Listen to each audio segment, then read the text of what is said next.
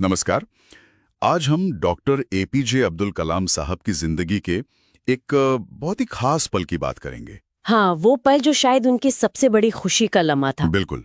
और अक्सर हम सोचते हैं कि जो बड़ी बड़ी राष्ट्रीय उपलब्धियां होती हैं वही सबसे ज्यादा खुशी देती होंगी, है ना? सही बात है, लेकिन डॉक्टर कलाम की कहानी कुछ और ही बताती है।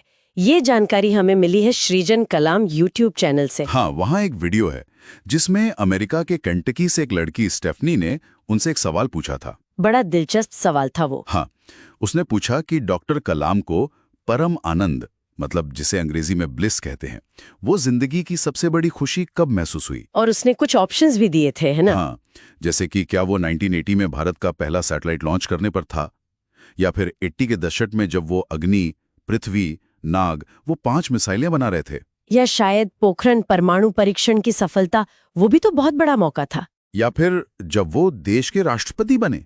मतलब ये सब तो ऐसी उपलब्धियां हैं जो किसी के भी जीवन की सबसे बड़ी खुशी हो सकती है। और भारत के लिए तो ये मील के पत्थर थे ही, किसी भी वैज्ञानिक के लिए भी। लेकिन डॉक्टर कलाम का जवाब, उन्होंने कहा ये चारों ही जवाब गलत है। यही तो चौंकाने वाली बात थी। मतलब इतनी बड़ी सफलताओं में से कोई भी नहीं।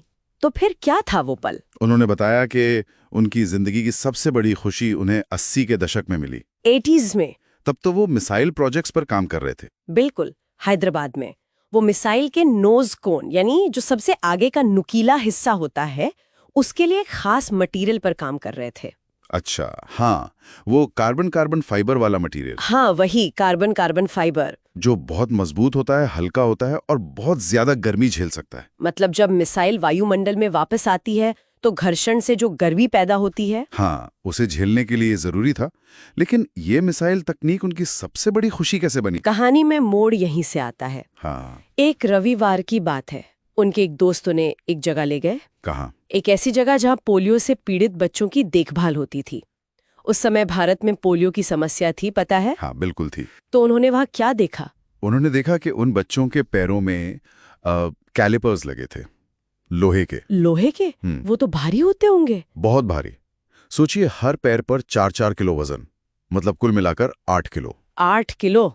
छोटे बच्चों के लिए? अरे बाप रे। हाँ, उनके लिए चलना कितना मुश्किल होता होगा। और जब वो चलते थे तो उन भारी कैलिपर्स से आवाज आती थी। बच्चे शर्मिंदगी महसूस करते थे। ये देखकर तो किसी का भी दिल पसीज जाए। यहीं पर शायद हमें मिसाइल मैन का वो मानवीय पहलू दिखता है। बिल्कुल।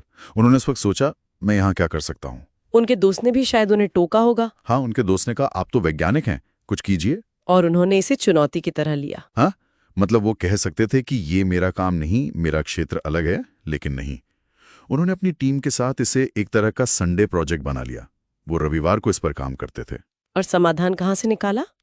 अपनी ही मिसाइल तकनीक से। एकदम। वही कार्बन कार्बन फाइबर जो नोज कोन के लिए इस्तेमाल हो रहा था, हल्का और मजबूत। उन्होंने सोचा कि क्यों ना इसी मटेरियल से कैलिपर्स बनाए जाए। बिल्कुल, यही उन्होंने काम शुरू किया।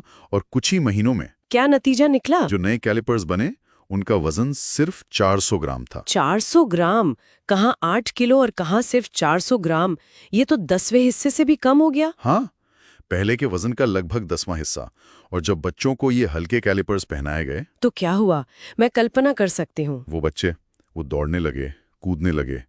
जो ठीक से चल नहीं पा रहे थे, वो फुटबॉल खेलने लगे, साइकिल चलाने लगे। उनके चेहरों पर जो खुशी थी, वो आज़ादी, वो देखने लायक रही होगी। हाँ। डॉक्टर कलाम कहते हैं कि उन बच्चों की वो बेफिक्र खुशी और उनकी माओं की आंखों में जो खुशी के आंसू थे, उसे देखकर जो उन्हें महसूस हुआ, वही उनकी जिंदगी का सबसे यादगार, सबसे खुशी का पल था। परम आनंद। किसी सैटेलाइट लॉन्च या मिसाइल परीक्षण या राष्ट्रपति बनने से भी कहीं ज्यादा बड़ा। कमाल की बात है, मिसाइल मैन ने अपनी सबसे बड़ी खुशी रॉकेट उड़ाने में नहीं, बल्कि बच्चों का बोझ हल्का करने में पाई। सही कहा। रक्षा तकनीक का ऐसा मानवीय इस्तेमाल, ये हमें एक बड़ी तस्वीर दिखाता है कि कैसे विज्ञान और तकनीक का असर सिर्फ उनके मूल उद्देश्य तक ही सीमित नहीं रहता। हाँ, उनके अप्रत्याशित मानवीय अनुप्रयोग भी हो सकते हैं।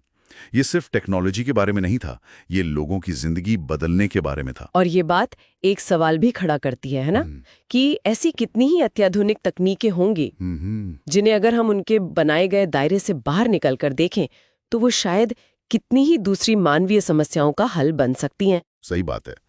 मतलब न जाने ऐसे कितने मिसाइल मटेरियल होंगे जो कहीं और किसी और रूप में हल्के पैर बनने का इंतजार कर रहे हो। बिल्कुल।